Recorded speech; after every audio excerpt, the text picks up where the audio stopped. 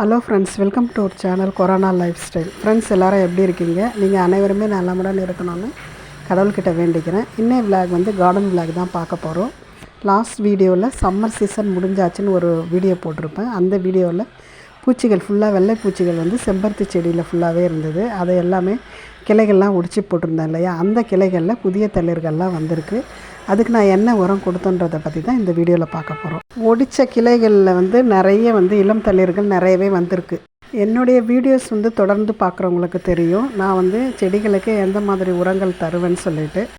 காய்கறிகள் தோலையும் எலுமிச்சப்பழ தோலையும் சேர்த்து நல்லா தண்ணி போட்டு ஊற வச்சுட்டு, அது மேலே கொஞ்சம் புளிச்சு போன தயிர் இருந்தது, அந்த தயிரையும் ஊற்றி ஒரு நாள் மூடி வச்சுட்டு மறுநாள் கழித்து என்ன பண்ணேன், நிறைய தண்ணி கலந்து செடிகளுக்கு வேர் பகுதிகளுக்கு ஊற்றி விட்டுட்டேன்.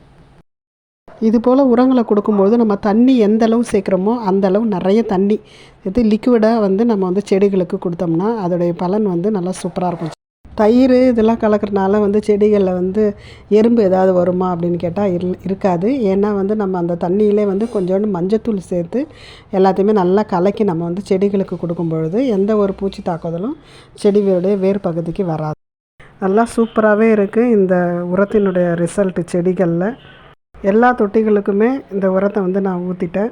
பிரதர் ஒருத்தர் கமெண்ட் பண்ணியிருந்தாங்க, சிஸ்டர் வருமுன் காக்கணுங்க செடிகளெல்லாம் அப்படின்னு சொல்லிட்டு. ரொம்ப தேங்க்ஸுங்க உங்களுடைய அட்வைஸ்க்கு. நானும் அப்படி தான் பார்ப்பேன் செடிகளில். ஆனால் இடையில் ஒரு 3-4 மாதமாக ஒரு சில நிகழ்வுனால என்னால் செடிகளை சுத்தமாக கவனிக்க முடியல. அதுலேருந்து என்னால் வெளியிலே வர முடியல. அதை பற்றி கூட நான் வீடியோஸ் போட்டிருக்கேன். செடிகளில் உரங்கள்லாம் ஊற்றிட்ட பிறகு சரி வெள்ளைப்பூச்சி ஏதாவது மறுபடியும் ஏதாவது வந்திருக்கான்னு சொல்லிட்டு செக் பண்ணி பார்த்தேன். தளிர்கள் தான் நிறையவே குட்டி குட்டி தளிர்கள் அழகாக வந்திருந்தது. சாஞ்சி போன கிளைகளெல்லாம் ஒரு நூல் போட்டு கட்டி செடியோடு போட்டு கட்டி விட்டுட்டேன். அதுக்கப்புறம் இந்த பிரண்டை செடி என்ன பண்ணுவோம், ஒவ்வொரு தொட்டிலையும் கொஞ்சம் கொஞ்சமாக நட்டு வச்சுருந்தேன். சரி அதெல்லாம் எப்படி இருக்குதுன்னு பார்த்தா நல்லாவே வளர்ந்துருந்தது. அதை எடுத்து அதுக்குன்னு சொல்லிவிட்டு ஒரு கயிறு போட்டு கட்டி அதையும் சப்போர்ட் அடுக்கு செம்பருத்தி செடி ஒன்று வச்சுருந்துருப்பேன், ரோஸ் கலரில் பூக்கும். அது கூட நிறைய வீடியோஸ் காட்டியிருக்கேன். அந்த செடி நல்லா உயரமாக மரம் போல் வளர்ந்துருந்தது. சரி அந்த செடியை எடுத்துகிட்டு போய் வீட்டுக்கு ஃப்ரண்ட்டில் வைக்கலான்னு சொல்லிவிட்டு அதை முன்னாடி தொட்டியில் வச்ச செம்பருத்தி செடி நல்லா மரம் மாதிரி வளர்ந்துருந்ததுனால அதனுடைய வேர் அந்த தொட்டியை தாண்டி கீழே அந்த செவத்துக்குள்ளே போயிருக்கு பாருங்கள்.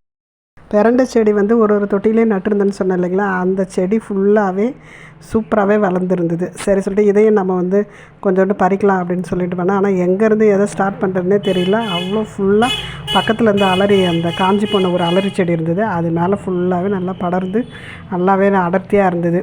சரி சொல்லிட்டு எல்லாத்தையுமே நம்ம ஒடிச்சிடலாம் அப்படின்னு சொல்லிட்டு எல்லாத்தையுமே எடுத்துட்டேன். பிரண்டை ஃபுல்லாகவே எல்லா செடியுமே எடுத்தாச்சு.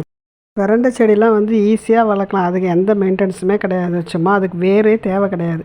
ஒரே ஒரு கிளையை சும்மா ஒடிச்சு எடுத்துகிட்டு நம்ம தோட்டத்தில் நட்டாலே நிறையவே வளருது இந்த பிரண்டை செடி. பிரண்டை செடி ஃபுல்லாகவே எடுத்துகிட்ட பிறகு க்ளீனிங் ஒர்க்கும் அப்படியே ஸ்டார்ட் பண்ணியாச்சு. என்னுடைய வீடியோஸ்க்கு நீங்கள் சப்போர்ட் பண்ணதுக்கு ரொம்ப ரொம்ப நன்றிங்க. ஓகே ஃப்ரெண்ட்ஸ், இந்த விளாக் இதோட முடியுது. இந்த விளாக் உங்களுக்கு ரொம்பவே யூஸ்ஃபுல்லாகவும் பிடிச்சிருக்குன்னு நினைக்கிறேன். பிடிச்சிருந்தா நம்ம கொரோனா லைஃப் ஸ்டைல் சேனலை சப்ஸ்கிரைப் பண்ணுங்கள், லைக் பண்ணுங்கள், ஷேர் பண்ணுங்கள். மீண்டும் இது போல் ஒரு இன்ட்ரெஸ்டிங்கான கார்டன் வீடியோவில் நம்ம சந்திப்போம். Bye friends.